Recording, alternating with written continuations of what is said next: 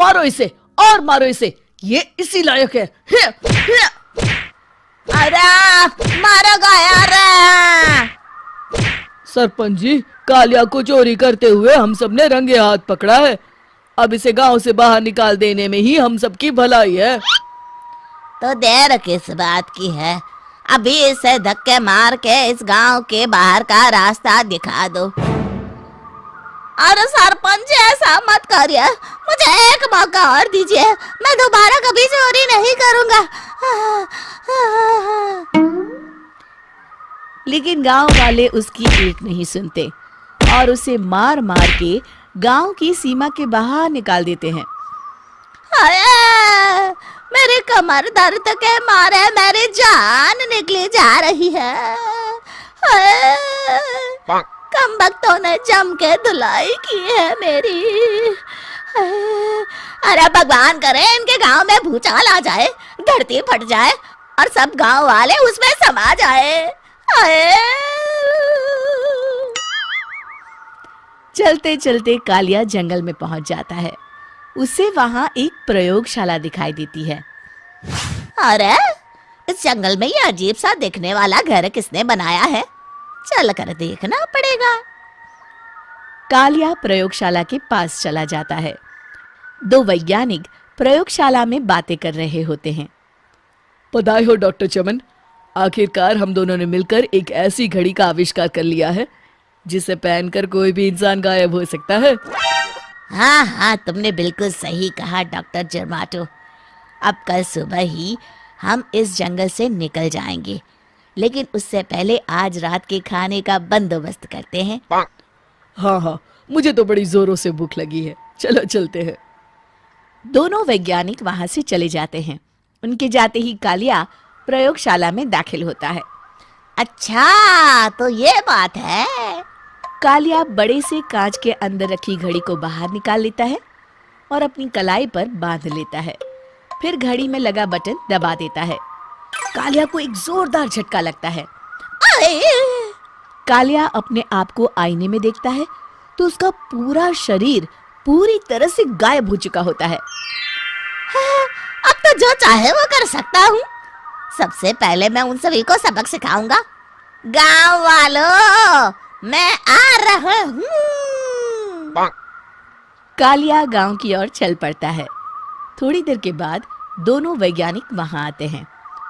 अरे ये क्या, लगता है कोई हमारी घड़ी चुरा कर ले गया है। ये देखो पैरों के निशान। अब क्या होगा, अगर वो घड़ी किसी गलत हाथों में पड़ गई तो अनर्थ हो जाएगा। तुम चिंता मत करो, हमारी घड़ी में जो बैटरी लगी है ना, वो सिर्फ 24 घंटे चलेगी। उसके बाद वो घड़ी काम करना बंद कर देगी। उधर दूसरी तरफ गांव में सरपंच अपने घर में सो रहा होता है। तभी एक आहट से उसकी नींद खुल जाती है। अरे कौन है, कौन है वहाँ?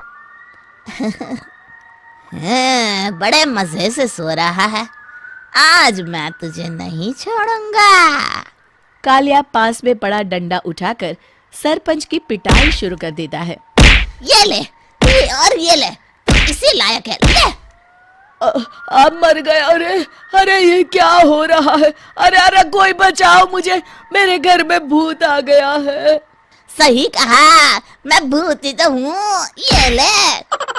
अरे भूत जी, मैंने आपका क्या बिगाड़ा है, मुझे छोड़ दीजिए। आपको क्या चाहिए? तेरे घर में जितना भी पैसा है ना, मुझे ला कर दे दे, तब मैं तुझे छोड़ दूंगा और यहाँ से चला जाऊंगा। सरपंच अपनी तिजोरी से पैसे निकालकर एक बड़े कपड़े में बांधकर जमीन पर रख देता है और कालिया वो सारा पैसा लेकर वहां से चला जाता है। दूसरी तरफ जमींदार गांव के चौराहे पर खड़ा कुछ लोगों से बात कर रहा होता है। इस कमीने जमींदार ने भी मुझे बहुत पीटा था, इससे भी बदला लेना तो बनता है। हाँ? जमींदार अचानक अपने आप को चांटे मारने लगता है। अरे भाई ये क्या हो रहा है? जमींदार साहब अब ठीक तो है ना? अरे मुझे नहीं पता भाई।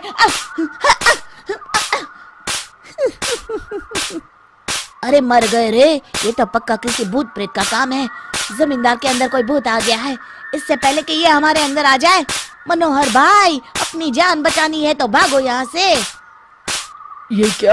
अरे बाप रे बाप, मुझे तो भूतों से बड़ा डर लगता है, मैं तो चला यहाँ से। अगली सुबह इस घटना से पूरे गांव में दहशत फैल जाती है। सभी गांव वाले आपस में बात करने लगते हैं। अरे भाई, पता नहीं कहाँ से हमारे गांव में एक भूत आ गया है। उसने कल रात को सरपंच और जमींदार की खूब पिटाई की और उनके सारे पैसे भी लेकर चला गया। हाँ भाई हाँ, ये भूत तो मुझे बड़ा अजीब लगता है।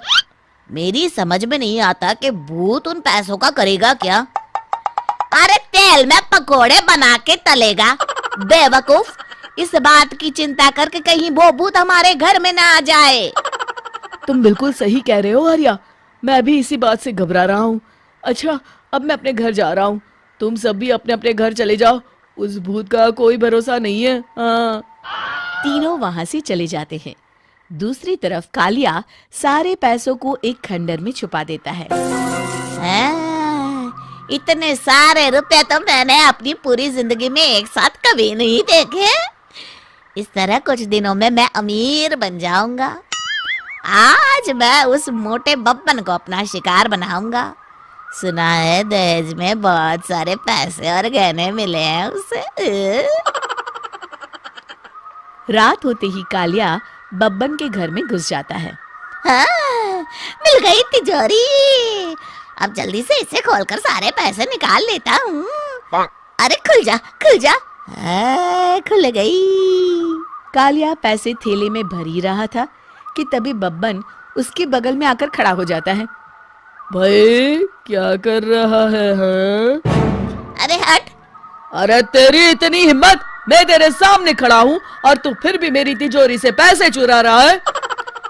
अरे मैं तो गायब हूँ, तू मुझे कैसे देख रहा है? कालिया अपनी घड़ी को देखता है। अरे इसे क्या हो गया है? हाय, लगता है बैटरी खत्म हो गई।